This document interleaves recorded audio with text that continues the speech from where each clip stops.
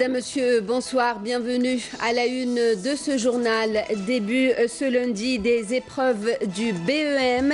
Près de 600 000 collégiens concernés par cet examen de 3 jours. Le coup d'envoi officiel a été donné par Nouria Benrabrit depuis Larouat et Djelfa. Le général de corps d'armée Ahmed Gaïd Salah réitère l'intérêt porté à l'optimisation des potentiels du corps de bataille de l'ANP au deuxième jour de sa visite au niveau de la 6e région militaire à Tamanrasset. À suivre dans ce journal aussi l'informatisation du secteur de la santé pour une gestion efficace, le cas de Khenchla ce soir. Mais avant de revenir en détail sur ces titres de l'actualité, les félicitations du président de la République, Abdelaziz Bouteflika, à son homologue éthiopien à l'occasion de la fête nationale de son pays, dans lequel il lui a exprimé sa satisfaction de la qualité des relations d'amitié, de solidarité et de coopération qui lient les deux pays.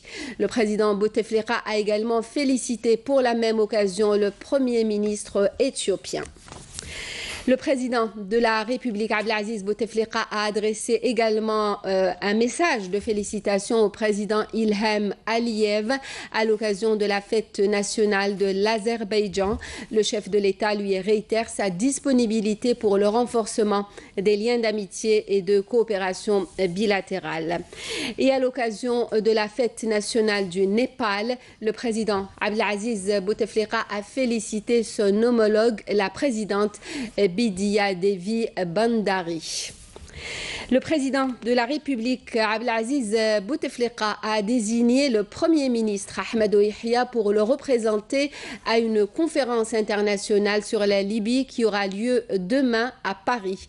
Une conférence à laquelle le chef de l'État a été invité par son homologue français Emmanuel Macron. La conférence internationale sur la Libye se déroulera avec la participation des principaux dirigeants libyens, des Nations Unies et de nombreux pays invités, dont les voisins de la Libye. Le Premier ministre Ahmed Yahya a reçu ce lundi à Alger le ministre des Affaires étrangères de la Bosnie-Herzégovine, Igor Kranadak, actuellement en visite officielle en Algérie à l'invitation de son homologue algérien Abdelkader Msahel, qui a assisté à l'audience. À son arrivée hier, le ministre des Affaires étrangères bosniaque a été reçu par son homologue Abdelkader Msahel. Les deux ministres ont eu l'occasion de passer en revue les différents volets de la coopération bilatérale et d'identifier de nouvelles opportunités d'échange. Je vous invite à écouter leurs déclarations juste après ces entretiens. Notre rencontre a été très fructueuse, reflétant 10 années de relations bilatérales. Nous avons traité plusieurs dossiers d'intérêt commun. Nous avons d'excellentes relations politiques et nous voulons hisser la qualité de nos relations économiques et de nos échanges commerciaux à cet excellent niveau. Nous nous sommes mis d'accord pour organiser le 2e forum d'affaires et d'investissement à Sarajevo cette année. Nous comptons également élargir notre coopération bilatérale dans le domaine du tourisme et de l'agriculture.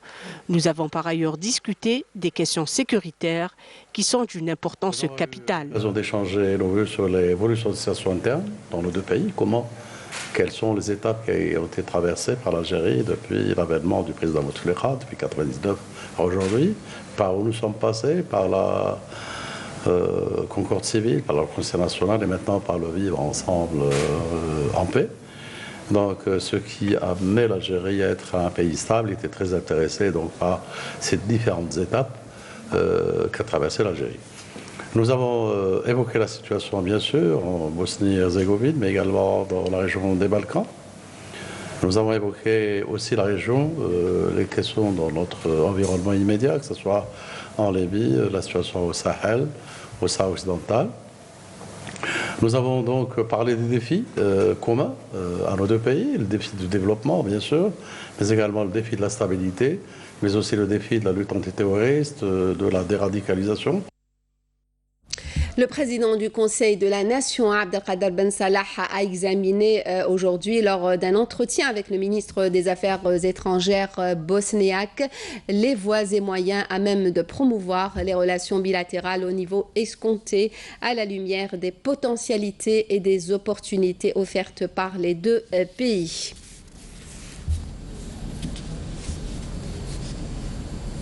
Igor Kranadak, le ministre des Affaires étrangères de la Bosnie-Herzégovine, a été également reçu ce lundi par le président de l'Assemblée populaire nationale, Saïd Bouhadja, qui a appelé à l'installation d'une commission d'amitié algéro-bosniaque pour la relance de la coopération entre les deux pays.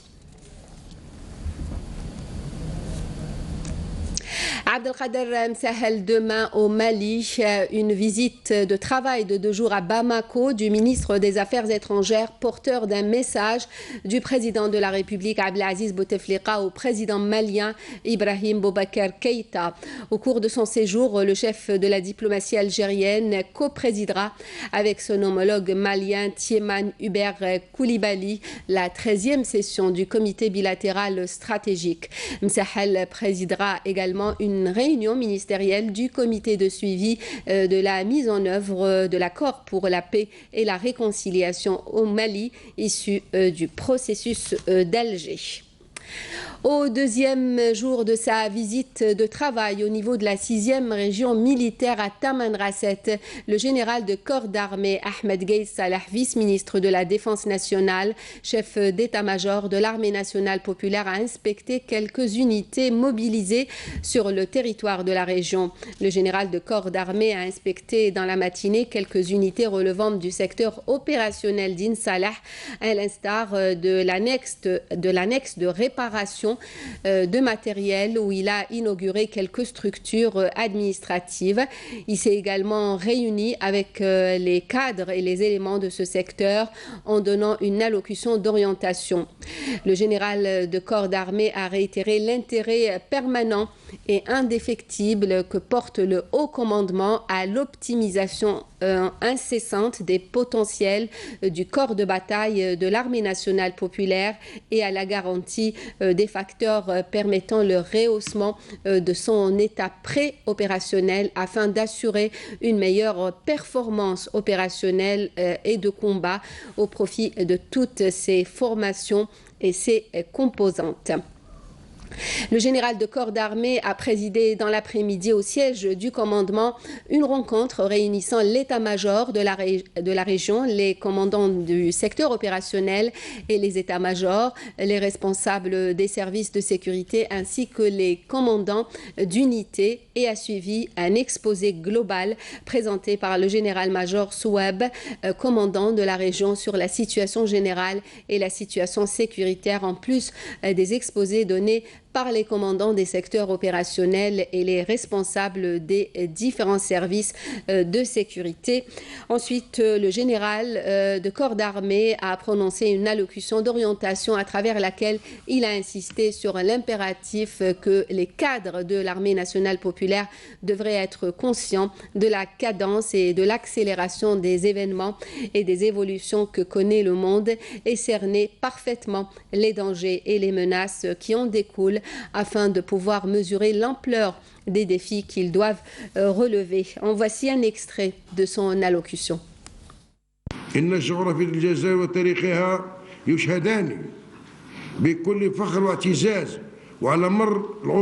La situation géographique de l'Algérie et son histoire témoignent avec toute fierté et tout au long de ces années écoulées que son peuple uni, cohérent et solidaire a su supporter sans faiblir l'adversité, quelle que soit la nature, grâce à la noblesse de ce peuple brave et fidèle, connu pour son intrépidité et son courage. Étant un peuple libre et protecteur de son intégrité territoriale, de son indépendance et de sa souveraineté nationale, telle est la profondeur populaire stratégique sur laquelle s'appuie l'armée nationale populaire, digne héritière de l'armée de libération nationale, ce qui lui procure davantage de motivation à s'acquitter amplement de ses missions constitutionnelles, conformément à l'ampleur des défis imposés par les variables et les mutations géopolitiques effrénées que connaît désormais le monde en général et notre sous-région arabo-africaine en particulier. Ceci permettra donc de prendre en charge, avec l'aide d'Allah le Tout-Puissant, la défense de la souveraineté de l'Algérie et de son omnipotence. Cette image que nous avons pu sauvegarder grâce à Dieu le Tout-Puissant et grâce également au potentiel et au soutien permanent de nos forces armées. Et grâce à son Excellence, le Président de la République, chef suprême des forces armées, ministre de la Défense nationale. Ils étaient près de 600 000 collégiens à passer l'examen du BEM, le brevet d'enseignement moyen, ce lundi. Une première journée et 4 épreuves passées. Tout s'est déroulé dans de bonnes conditions. La ministre de l'Éducation nationale était à Larwat et Djelfa pour le coup d'envoi officiel des épreuves. Nakhla Al-Arbi. En hausse comparativement à l'année dernière, le nombre global des candidats à l'examen du brevet d'enseignement moyen s'élève cette année à près de 600 000, soulignant que la préoccupation majeure de son secteur était que les épreuves se déroulent dans les meilleures conditions possibles, notamment pour les candidats des régions isolées. La ministre de l'Éducation nationale a, à partir de l'Arwat, relevé que le phénomène des fuites s'est sensiblement réduit cette année. À l'issue de l'ouverture des plis des sujets de langue arabe, Nouria Ben Ghebrit est revenue sur l'intention d'annulation des examens nationaux rapportés par les médias et a tenu à y apporter les précisions qui s'imposent. Avant de poursuivre notre visite dans la wilaya de l'Arwat, je tiens à apporter des éclaircissements à propos des déclarations rapportées par le sous-directeur de l'éducation qui font état de notre intention d'annuler les examens de la 5e et du brevet. À aucun moment il n'a été question d'annulation des épreuves de fin de cycle primaire et encore moins le BEM qui est l'examen de fin de cycle obligatoire d'enseignement, ni d'aucun autre examen d'ailleurs. Les débats en commission pédagogique ont porté sur le système d'évaluation scolaire qui devrait se faire pour tous les examens tout au long de l'année. Annuler ces épreuves n'est même pas à l'ordre du jour. Dans la wilaya de l'Arwat, la ministre a posé la première pierre d'un projet de CEM au quartier El Mahafir avant de visiter le projet d'un groupement scolaire dans la zone d'expansion urbaine où elle a planté symboliquement un arbre. Dans la zone d'El Alia, elle a inspecté le lycée portant le nom du défunt Moudjahed Mimouni Abdelkader, puis inauguré le CEM baptisé du nom du défunt Moudjahed El Ulmi Ali. L'après-midi, la ministre de l'Éducation nationale a procédé à l'ouverture des plis des sujets au niveau de la wilaya de Djelfa. Plus de 4 600 détenus, dont 64 femmes, ont entamé aussi ce lundi les épreuves du BEM dans les établissements pénitentiaires. Un nombre en augmentation d'année en année grâce au programme et plan de vulgarisation de l'enseignement et de la formation en milieu carcéral. Les avantages dont peuvent bénéficier les candidats qui réussissent leurs examens sont notamment la grâce accordée par le président de la République chaque année au profit des détenus admis aux examens du baccalauréat et du BEM ou d'autres avantages à l'instar de la libération conditionnelle. Le ministre de la Santé avant de passer au Conseil de la Nation, nous avons appris cet après-midi le décès du doyen de la presse sportive en Algérie, Mohamed Salah, est décédé aujourd'hui en son domicile à Ain Taya. Il avait 82 ans. Né en 1936 à Damas, le défunt avait débuté sa carrière de commentateur sportif en 1963. Il a d'abord exercé le métier de speaker à la RTA avant de percer dans sa carrière en tant que journaliste sportif avec la création du service des sports de la chaîne 1 en 1972 au lendemain des Jeux africains de Lagos. Il était très admiré par le grand public algérien avec notamment son cri annonçant le deuxième but de l'Algérie contre l'Allemagne lors de la Coupe du Monde en 1982, un moment resté très longtemps gravé dans la mémoire collective.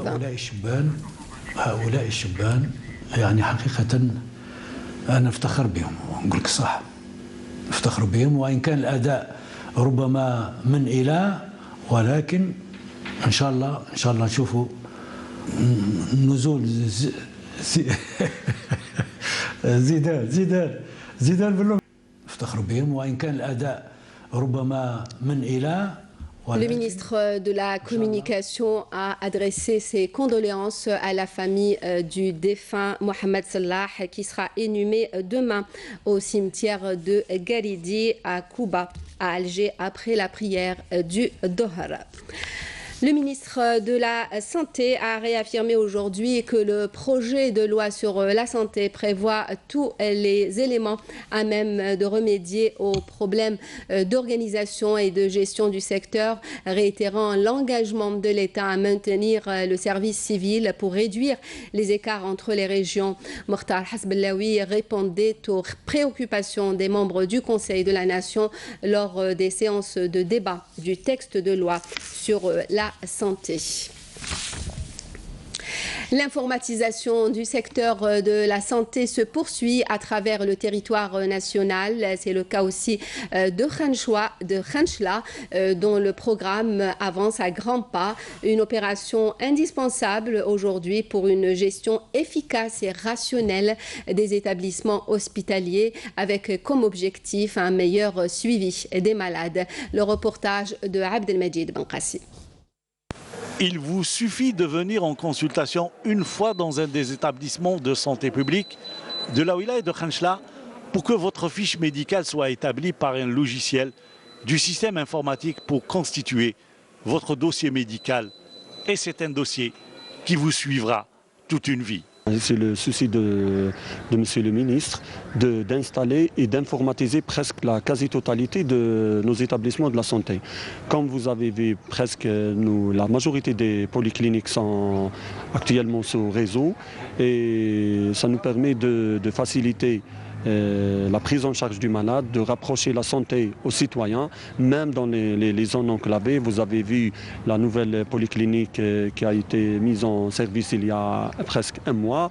On a commencé par les zones enclavées. Les établissements de santé, le grand établissement, le PH Ahmed Ben Bella, chef-lieu, qui sera multiplié en lits dans 2 mois, Inch'Allah. C'est de 120 lits à 240 lits. Le réseau est fonctionnel, opérationnel, et même nous sommes en train de lancer le dossier électronique du malade. Le dossier électronique du malade, une excellente chose. Et c'est une avancée considérable dans la gestion rationnelle du système de santé publique. Le malade est bien pris en charge, même même s'il y a une demande d'exploration, une radio, quelque chose d'exploration, le manipulateur transmet immédiatement le résultat le bureau le médecin consultant. Et là, le médecin peut avoir le cliché sur place, sur écran. Et ce n'est pas la peine de tirer un cliché, sauf s'il y a lieu de prendre le cliché comme une pièce justificative. Les patients ont trouvé une meilleure méthode de rapidité et d'exécution du geste médical. Et pour l'exécution de ce geste médical, quoi de mieux que des médecins formés par l'université algérienne, à l'image de Ihed, un jeune médecin orthopédiste rencontré à l'hôpital central de Khanchla et qui exerce dans le cadre du service civil, un hôpital où il a trouvé tous les moyens pour une bonne prise en charge de ses patients.